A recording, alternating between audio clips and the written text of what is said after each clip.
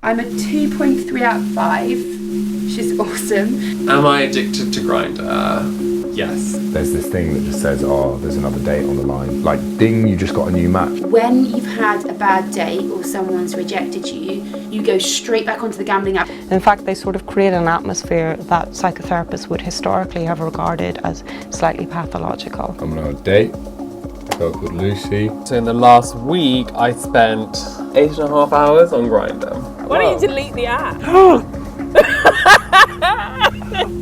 Okay, let's calm down. I feel like I've been born in the wrong era because I value romance, focus, a level of manners and compassion and empathy for others, and I feel like the era of online dating just doesn't offer me that. I started using Tinder and I used that for years, and then Bumble. That's my profile picture. I have pictures there and I can see how I've been reviewed. Just gonna get rated like everything else. That's kind of depressing.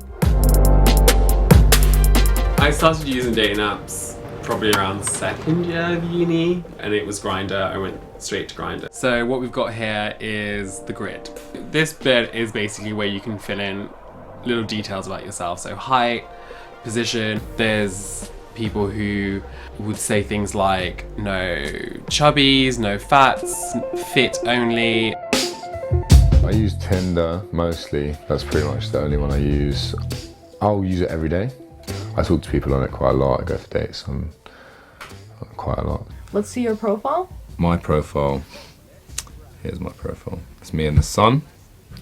Looking a bit naked, but I'm not. That's a photo my friend took. That's me with my sunnies on. That's a photo of me with a black eye because I look like a goon.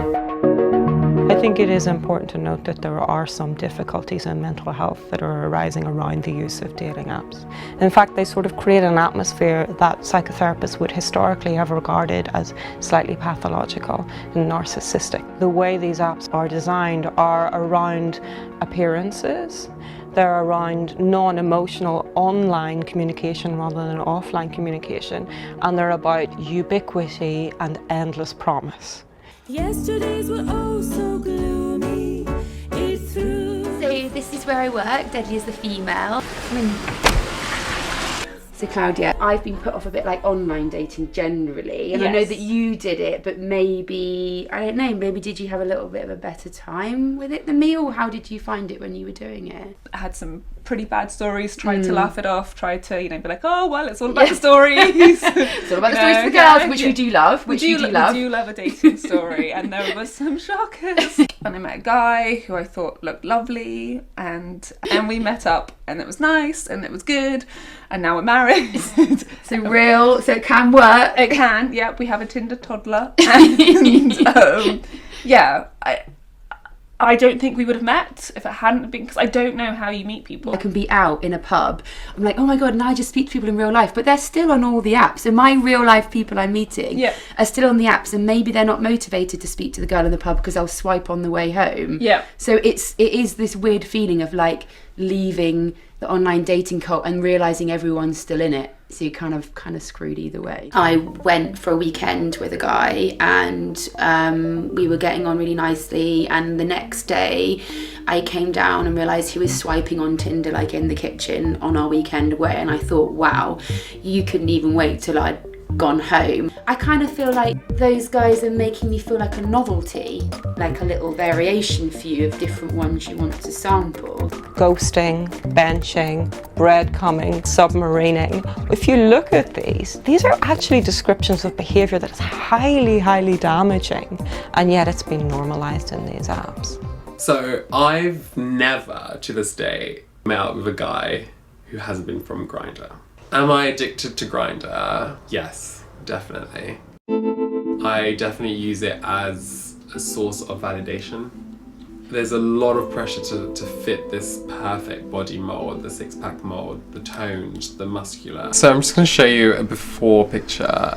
This was taken in 2016, and then the after was taken this year in 2018.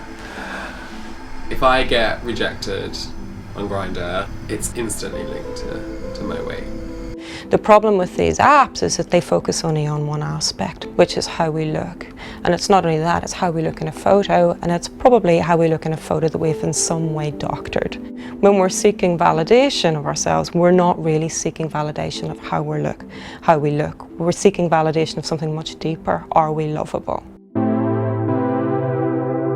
I think the nature of like the swiping, it breeds this idea of, you know, like availability of people, and that for me definitely like has kept me single. Yeah, you can blindside people where you might actually like have like a really long, prosperous, happy relationship with, because there's this thing that just says, oh, there's another date on the line, like ding, you just got a new match, like loads of love heart eyes. Trying to figure out what to wear tonight for this date. First time ever I'm not going through Grindr, and we actually met through Instagram. iPhone's new update has screen time activity. So in the last week I spent 8.5 hours on Grindr. Yeah, I mean, it's shocking, isn't it, how much time I spent on it. So there is some questions around about whether these apps are addictive. When you look at the app itself, it very clearly has qualities that can, in some circumstances, it can encourage addiction. There is the repetitive action of swiping, which everyone knows is soothing in the case of anxiety. And then there's the dopamine hit, that when you've been searching, you get what you've been looking for, which is a match. What's going to happen tonight? I'm on a date, a girl called Lucy. She goes to my uni. What are you expecting tonight, Will?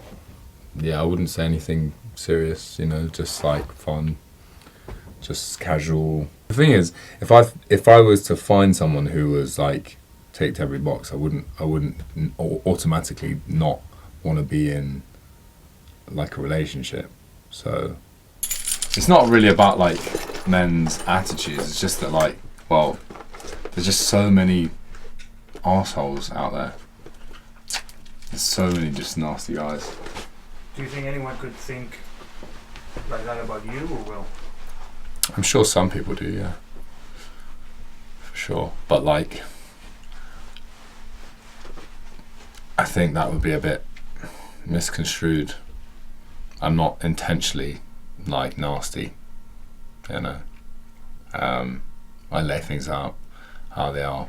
Now, of course, not everybody is going to treat people badly, but what it does is it sort of creates an atmosphere where it's much more permissive for us to pursue self-gratification, to pursue pleasure, and to avoid pain.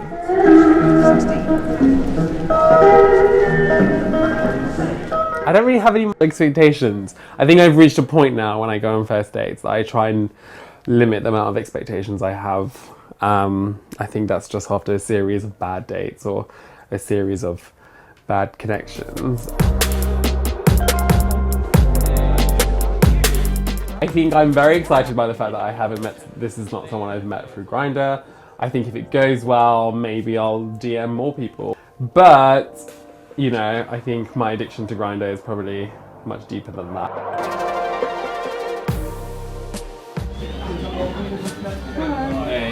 Do you want a drink? Do you use Tinder a lot? What do you think about dating apps? I mean, I'm quite old-fashioned, so I like to meet someone in real life, but it seems pretty hard these days. And I feel like if everyone is using Tinder, then you just kind of have to hop on board. Yeah, she's a lovely girl. She's really nice looking. Interesting, if she's the one. You never know. Alright. Cheers. When you've had a bad date or someone's rejected you, you don't take time to calm and think you know, what was that? You go straight back onto the gambling app to boost your self-esteem, to make you feel better. Like, I'm still cute, like that didn't work out, but I'm still attractive, these guys still want me. So it's a real vicious cycle. If you feel that you're misusing it, you need to start looking at your behavioural patterns and how they might change. Go cold turkey if you want to go cold turkey, but what I would recommend is that people start with just reducing it. Turn off your notifications. A lot of times during the day when you can use it. Notice when you're craving it. And when you're craving it, don't sit on your hands. Don't go back to the phone. Don't sit on your hands. Do something else. Find something offline that makes you feel good. Talk to your friends, get some exercise, go for a walk.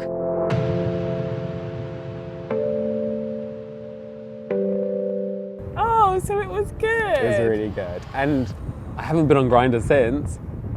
What? You haven't logged in or anything? No. I don't know if I believe you. Trust me. Genuinely. Actually, at one point I clicked on it, but more of habit of my fingers. Right. And I closed it instantly because I was like, Why whoa. don't you delete the app? Okay, let's calm down. It's a whole new way for me because on an app, it's so easy for anyone to treat you in whatever way they want. It's just a numbers game, like, because chances are the person you're connecting with is also connecting with other people. You might get dropped, so you should then go and like. So that's what a lot of people are doing, and I think that's when it comes into like breadcrumbing. And you just keep tons of them, lots warm, keep breadcrumbing them, and then keep them all attached. That is horrible, but so human nature. Yeah. It's like everybody's playing the game, right? Yeah. You have no choice. Than to play It's it. like no one wants to play Monopoly, but sometimes you just gotta be like, deal me in, you know? Like, These difficulties that we're seeing in our rooms and that people are talking about will be the things that drive us to have better relationships online. And they will be the things that drive the developers to develop better, more intuitive, more responsible dating apps that cater to our needs beyond basic appearance. You play into roles so much, like that's a huge thing. You play into the roles that you are expected of and are expected of you.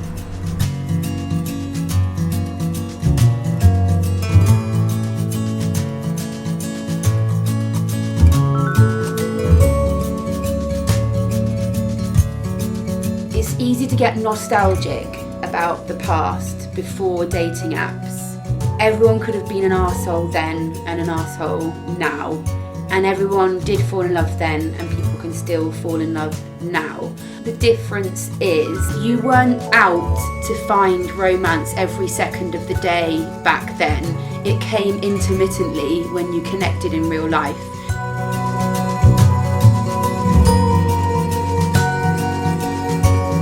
Now you've come off it, maybe you will meet somebody and yeah, that would be lovely to have a partner.